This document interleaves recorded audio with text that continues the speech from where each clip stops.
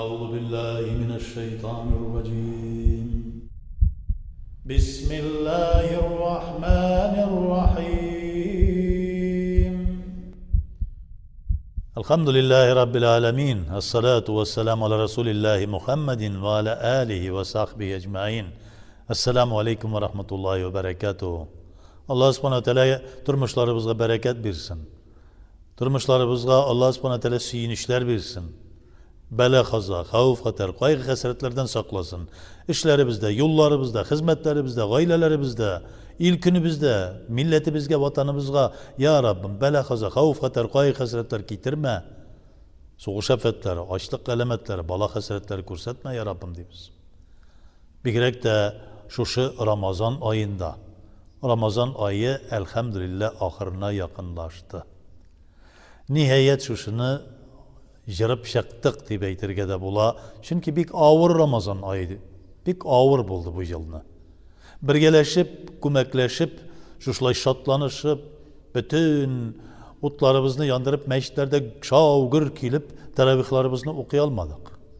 Şavgır kilip şulay yok meşitlerimizde iftarlarımızı kılalmadık. Her bir kişi yüzünün iyinde beklenip, her bir kişi hatta isenleşirge de kurkatırgan bir vakitler kilip gitti. Mümin Müslümanlarga Allah subhanahu wa ta'ala'nın ana şu selam birigiz.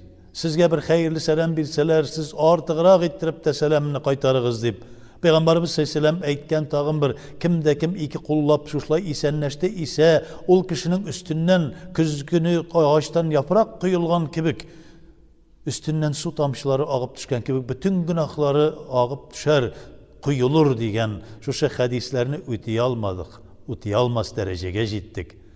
Lakin elhamdülillah şu şimdi bir sınavga kelip eriştik. İsenleşirge korkabız, aralaşırga korkabız, meşterge yılışırga mümkünlük bulmadı. Elbette bu korku bütün dünyanı bastı. Bizdegine tügül, bütün Müslüman illerinde, hatta indi Mekke-i Mükerreme'de gümümen yapılmagan hac vakitlarında, her vakitte, şu bir vakitte hacga da başka vakitlerde de yapılmagan Meşid-i Haram, Medine, Münevvere'deki Meşid-i Haram, Kudüs'teki Haram meşitleri yani Alar da hatta indi yapılıp alarda da şu şimdi bir dehşet bir korkunç tudu. Lakin elhamdülillah Allah subhanahu wa ta'ala bu sınavını bizge bergen de bizge bir tefekkür kılırga nasip etken.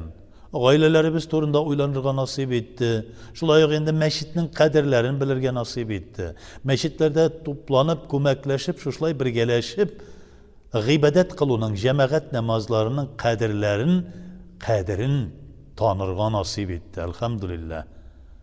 Sağınışıp, şahıltıratalar, meşitimizge gelip giteler. Mesela gelip bulmaz mı iken, kayşan başlanır iken, kayşan şuşu bizden tutunuruz iken, birgeleşip okuy başlarız mı iken, yok mu iken, diyen sorular. Her daim şuşunu bizge eğitip duruşlar, bizge müracaat edip duruşlar var. İnşallah bulur.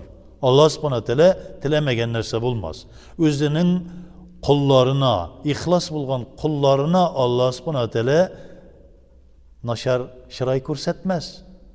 Hatta indi bugün gündeki dünyada görəbiz ki, kafirine bulsun, cinayetçisine bulsun, mümin Müslüman'a bulsun, hayvanına, kuşkurtuna bulsun, böceklerge bulsun, her birisine de Allah subhanahu wa ta'ala rızıklandıra, kıyaşın bilen cılıta, yangırı bilen suğara. Indi ihlastan, günü tünü, jılı, bir gerek de Ramazan aylarında tünlerin uya oturup, günü boyu urazada bulgan, özünün suyuklu kullarına olur mu ki Allah subhanahu wa ta'ala taşlar mı iken şulay özünün kulların nindidir bir sınavlar verip alardan yüz şiirir mi iken? Elbette şiirmez. İnşallah Teala Allah subhanahu wa ta'ala bizge rızıklarımızı da arttırır, bu sınavlarımızı da bitirir. İnşallah Teala. Endi nihayet gayet de kelip gitti. Gayet günleri kelip gitti. Elhamdülillah. Kimde kim fitraların, zekatların birmegen, birip kalırga gerek. Çünkü ol bizniki tügül ol. Fitralar, zekatlar, başka türlü sadakalar, ol Allah Teala'nın fakridullaha qardan hasanan. Min sizge birgen şu rızıklardan infak kılığız. Birgen sadakalardan Allah subhanahu Teala'nın yoluna. Min sizge birdim şanıp. Başkalarga taratığız degen revişte Allah Teala şuşunu bizge müracaat etip dura Kur'an-ı Kerim'de.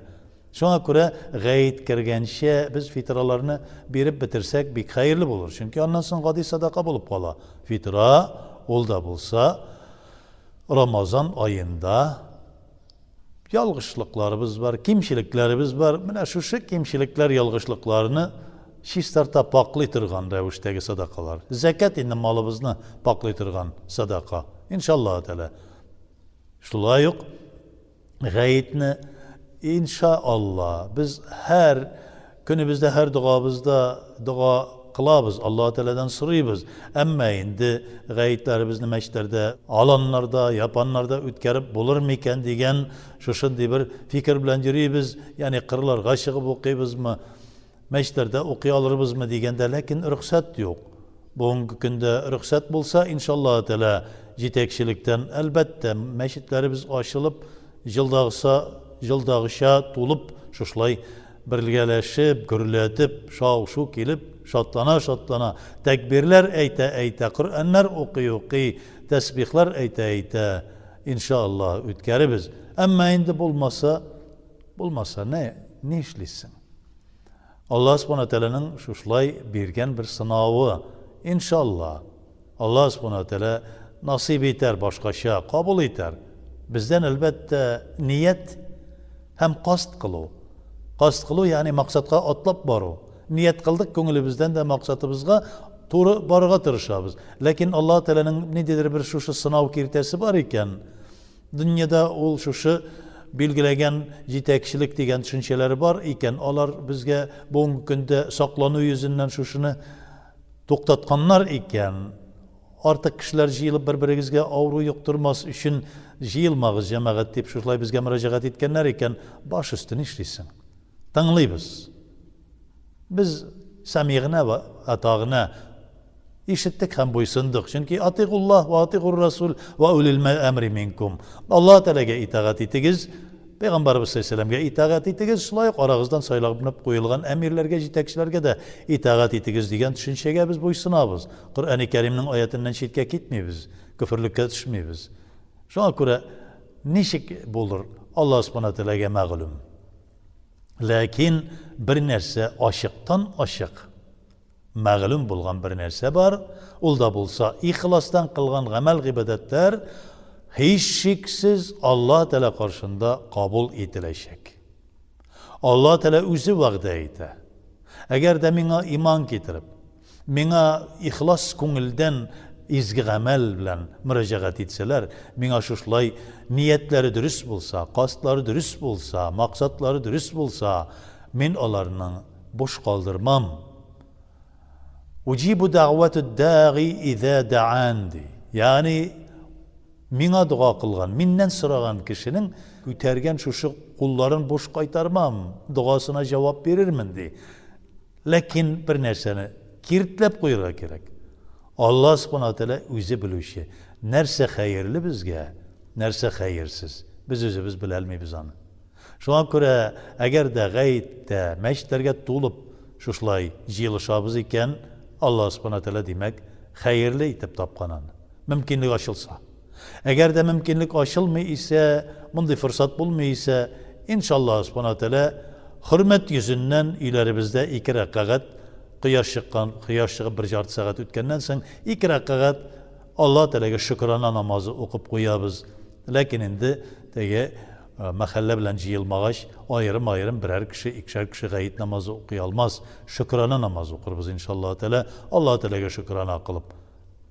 İsen sağ, başımız isen, ilk günlerimiz iminlikte, elhamdülillah, balalarımız, turmuşlarımız bereketli, isen sağ, şuna şükrana kılırız.